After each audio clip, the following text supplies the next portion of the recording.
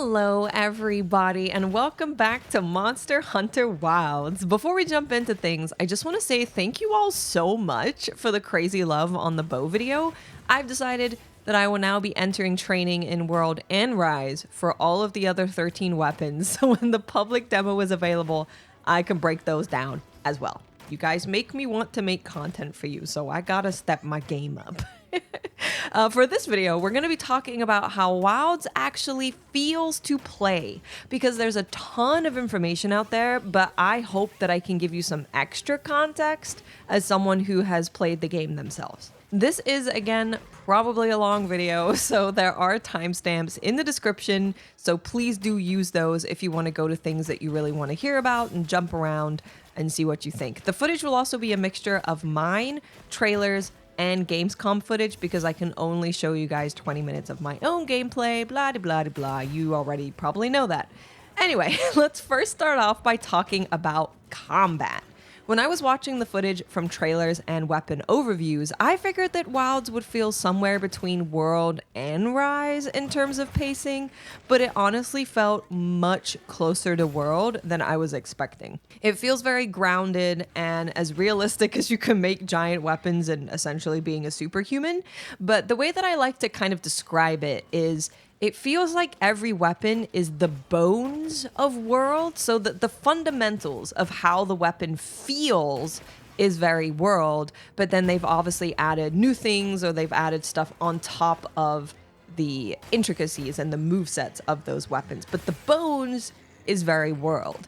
And after watching my footage back a ton of times, I think I figured out why it seems like Wilds will play faster than it actually feels when you're behind the controller. And that's because of a few reasons. The first reason is it feels to me that Capcom has given every weapon the means to be incredibly aggressive and never needing to back down from the monster, with the inclusion of weapons having perfect guards and perfect dodges, both of which triggers some sort of benefit to the hunter depending on the weapon you're using. And I assume depending on what skills you're using. We don't know anything about that, I'm just assuming.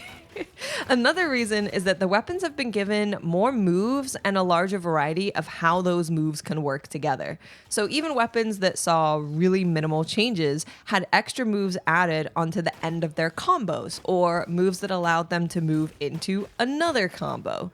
These things together make us able to tangle with the monster for way longer if we're playing really well.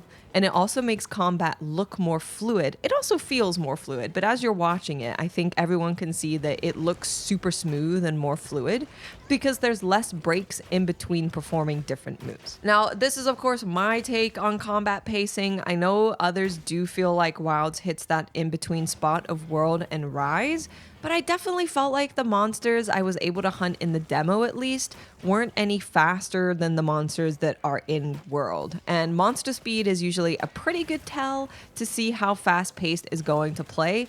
Now, this was my feeling from a short experience with one weapon though, so if this ends up being true and you disagree, you're not allowed to yell at me. In the same vein as combat pacing, let's talk about combat difficulty, because I've seen a lot of people asking if I think Wilds is going to be easy due to the fact that we have so many tools in our arsenal now, and the health bar, which we will touch on later in more detail. Personally, I don't think the tools we have are going to make Wilds easier. I think if anything, Wilds is going to demand more monster knowledge from us to pull off all of these perfect timing things in our weapons now. Bow is actually a great example of this because you take a ton of damage if you get hit, and you need to be close to use your perfect dodge to keep your stamina going and your trick shot gauge full. So I personally am okay with this being a risk-reward kind of design. I actually find that really fun personally. And man, difficulty is really, really hard to judge based on a public demo, because this demo, for example, said that we are HR1. And let me tell you, that's not an HR1 health or stamina bar. Public demos also tend to juice the player up a little bit and bring the monsters down so that they can experience the game and not just experience dying. And this is especially the case with this demo because it was put together specifically to be played for 30 minutes by the public at Gamescom. But I haven't seen anything from Wilds that's telling me this game is going to be easier. These Doshiguma the Chatacabra, Balahara, they all are very early monsters and they seem in line with other early monsters from Worlds. So I haven't seen anything that makes me go, oh man, this game's gonna be so easy. I don't think that's gonna be the case. But again, hard to tell from a public demo where they don't want you to come into their booth and just die constantly, which by the way, I've heard that people were dying constantly out there. So, I mean, Radial carded me once. Maybe that just means I'm bad. Next, I want to just quickly touch on the slinger because I did see some questions about how does the slinger work? Does it feel really different? Does it feel useful?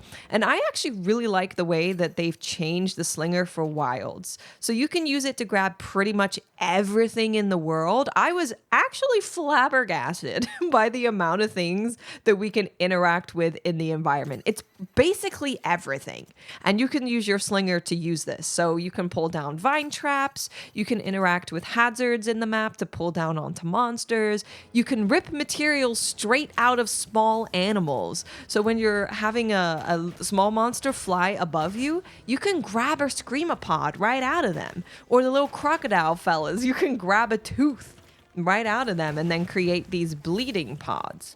It feels like there's just a lot more things to interact with by using the slinger, so I think that it's a really smart way to keep the slinger in the game, but make it feel a whole lot better than it did in World. So we're not using it to, there's no clutch claw, you're not clutch clawing and tenderizing and all that stuff. You're using the slinger to grab ammo and you can shoot it at the monster. You of course have your dung pods, you've got your flash pods, you've got all that stuff. But now you also just have so much that you can interact with. Like when I saw that I could grab a wiggly litchi from across, not across the map, but from a ways away on my Seikret, I was very happy as a bow user, as a dash juice addict. Or if I could see in the world, what they've done now is they've actually highlighted a little bit easier in the world to see what you can interact with. So if you hold down your left trigger on your controller, it will aim your slinger. So as Seikret is doing the auto run, which you don't have to have Seikret auto run, it just can auto run if you want to. So as Seikret is auto running, I would just have my slinger aimed all the time because it would highlight or show up different things that I could interact with. So I'm like, oh, there's a vine trap over there. There's a paratoad over there. There's a freaking guy in the sky where I can get screamer pods so I can pull Balahara out of the earth. I think it's really cool. I really like it. And this will lead us nicely into how the world feels in Wilds and how we interact with it. So the world we get to inhabit in Monster Hunter Wilds makes me so excited to experience it in my own time, to fully explore and see everything it has to offer. Because like I mentioned when we were discussing the slinger, it just feels like there's so much more you can interact with in interesting ways than ever before. Grabbing a paratoad with your capture net so you can bring it with you, or grabbing it with the slinger to instantly blow it up.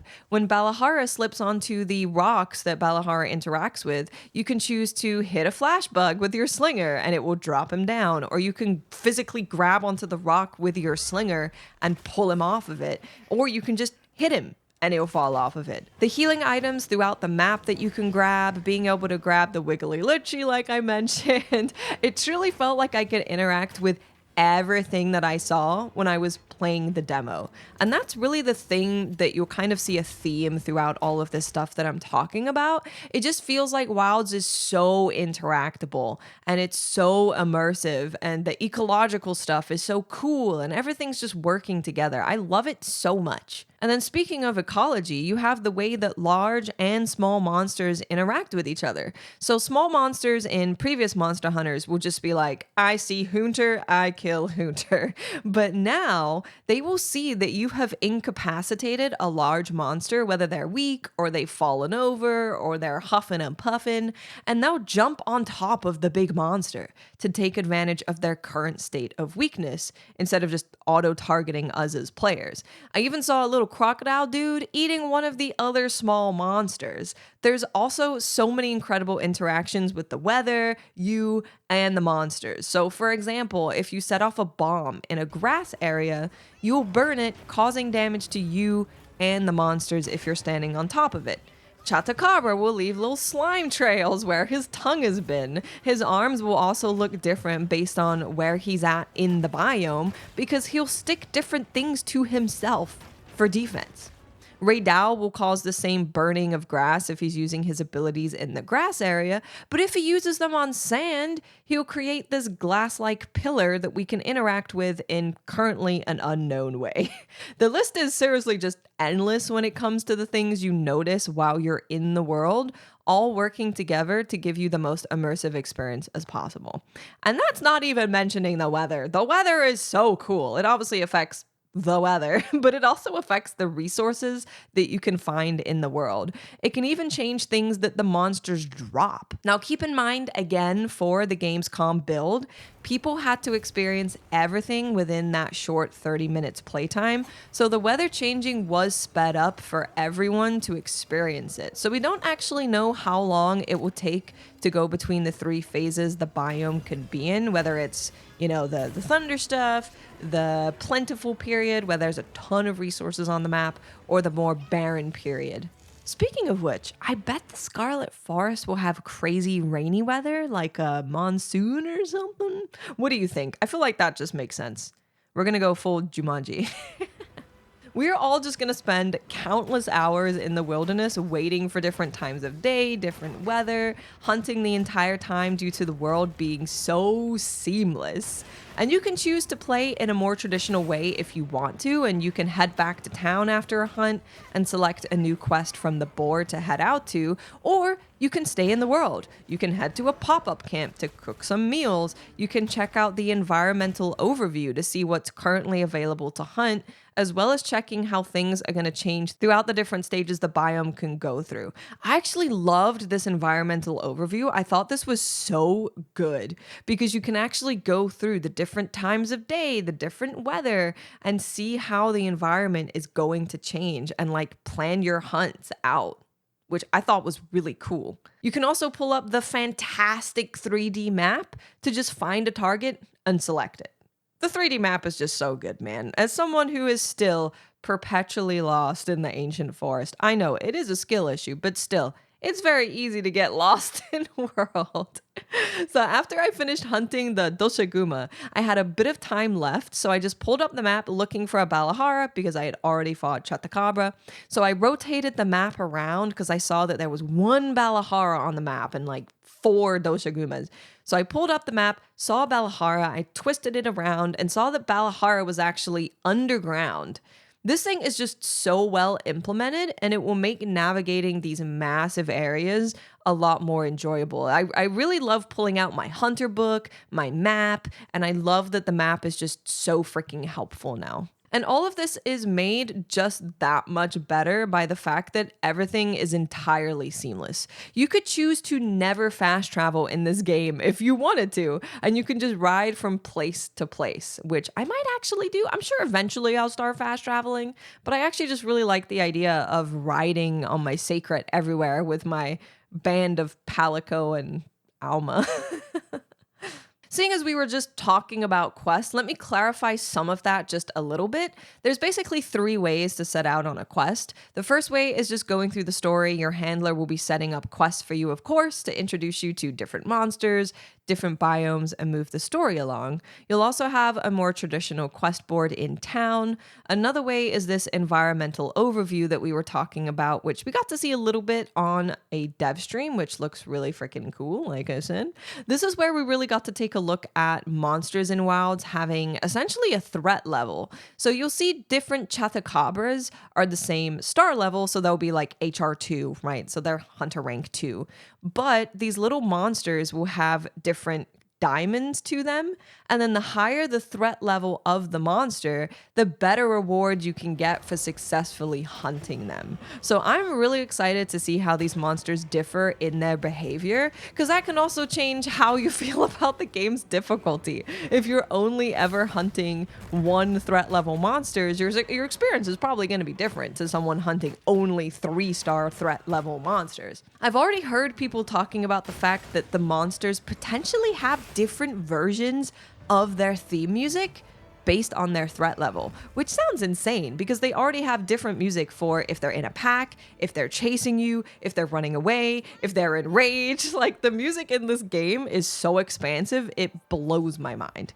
Now, the last way that you can set quests as well, which is super easy, is you can just open your map and find a monster that you want to hunt and select it. And if you've already found this monster before, Seikret will automatically take you there if you use the auto function. You don't have to use the auto function. You can just manually use Seikret as much as you want. Now, touching on that a little bit with like tracking monsters and all that stuff, we do have confirmation that tracking monsters is in the game, investigating monsters is in the game. I actually saw traces of a Balahara's digging in my playthrough, so I was like, oh, there it is. There's a thing that I pick up that tracks the monster. But we also saw in another dev stream where they were actually talking about this, and they were saying that when you have no idea about a monster, it's obviously going to be question marks, and then you're going to find these tracks to investigate them and find out where they live and all that stuff. So tracking and investigating is back. We don't know exactly if investigations are back because we just don't know that about Wilds yet, but you will be picking up tracks and tracking monsters and investigating them. So when you do happen to pick a monster on the map or in the environmental overview, whatever you may do, you get your quest to start when you do enough damage to the monster. And that's when you get the dope line from the handler where it's initiating quest on behalf of the guild. And she has a bunch of different ways she delivers that line. And I love it. I love it so much. Guild permission granted. Begin the hunt. Speaking of Seikret, let's talk about Seikret's pouch, your item pouch, and how the handler interacts with all of this. So your item pouch is pretty much the same. There have been some changes to the UI to make it a bit easier to organize, but largely this works the same way. You have items in your pouch and you can use them.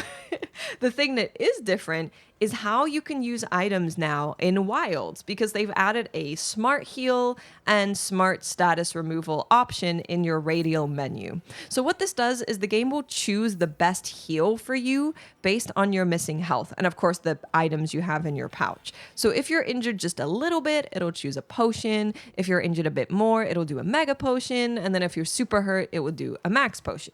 You can, of course, choose to not use this if you don't want to. I can see me not using it in later parts of the game because I'm going to want to probably always use Max Potion no matter what because it's fast. But I think this is pretty cool. I think it's a cool way to clean up the Radial menu because you don't have to have like potion, high potion, max potion, dust of life, whatever. You could just have the auto heal and then you can have dust of life. You of course still do need to farm honey and herbs and stuff. And that's why I really like this because they're not taking away any of the farming or preparation aspect. It's just cleaning up the Radial menu.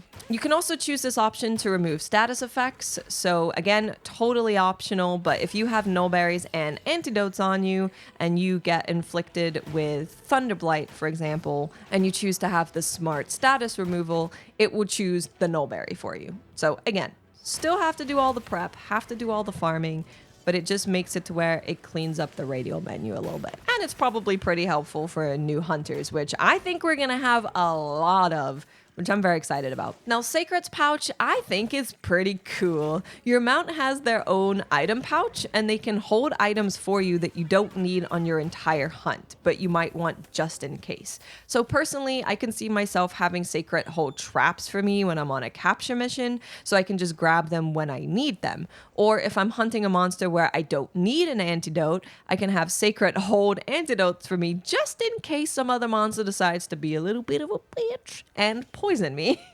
Related to this, your handler Alma can also put things into your Seikret pouch that she found out in the world. So she is always with us now. Even when you sit down to eat meals, she'll actually sit down with you.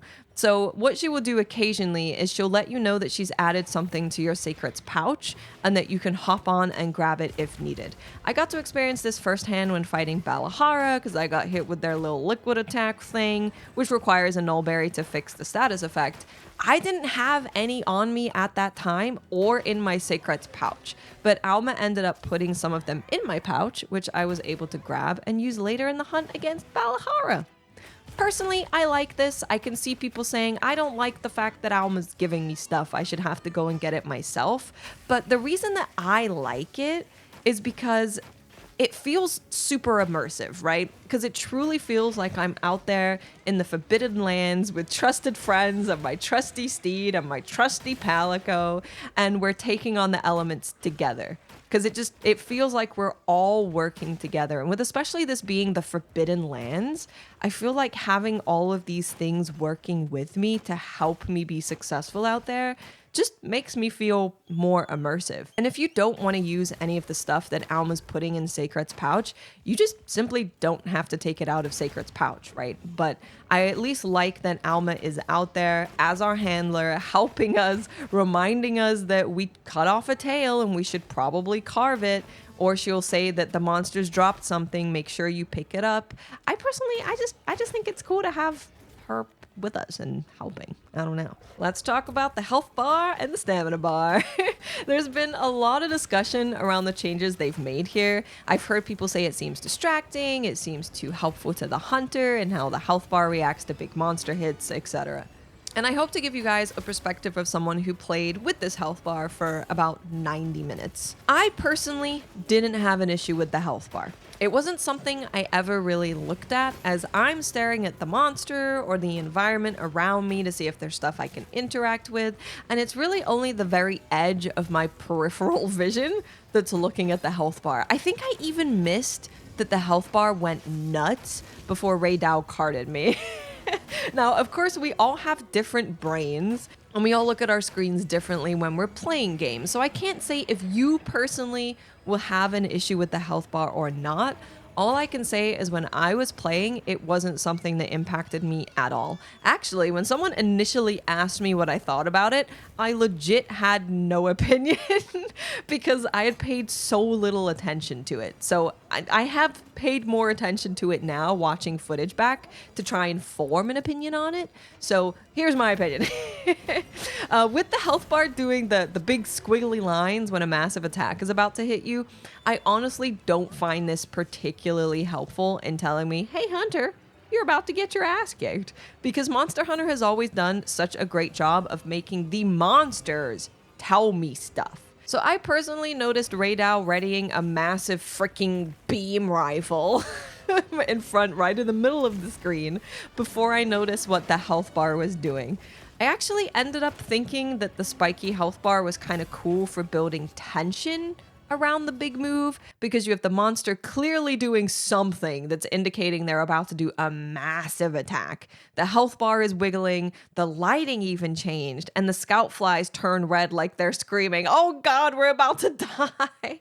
So when I watched my footage back and saw all of that together, I was like, man, this kind of just helps build tension around massive attacks with all of these elements working together, not necessarily making me go, oh, my health bar is wiggling, time to dodge, because it's not like the health bar wiggles and then you dodge. It's just like, oh crap, here comes a massive attack. However, like I said, we all have different brains and we interact with games UI in different ways. So I think based on the feedback from the community, it would make sense at this point for Capcom to give you the option of at least turning off the health bar spiking when you're low health or when a big attack is about to hit. I don't know how hard that's going to be to implement, but I do think that adding that would be a smart idea for Capcom, at least with the spikiness.